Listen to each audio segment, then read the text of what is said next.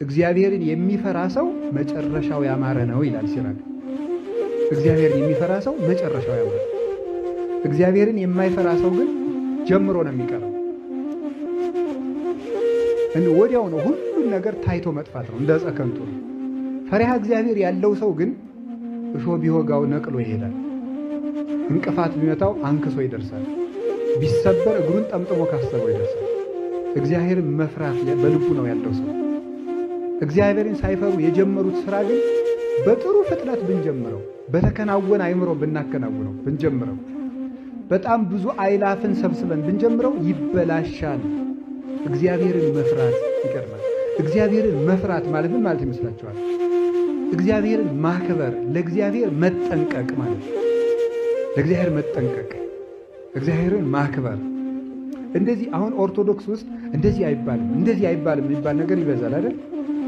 ሌሎች ቦታ ስትሄዱ ደግሞ እንደዚህ ችግር የለም እንደዚህ ችግር የለም የሚል ይበዛል። እንደዚህ አይባልም እንደዚህ አይባልም የሚባለው ለምንድን ነው? ለእግዚአብሔር ምን ያህል እንደምንጠነቀቅ ለመግለጽ ነው።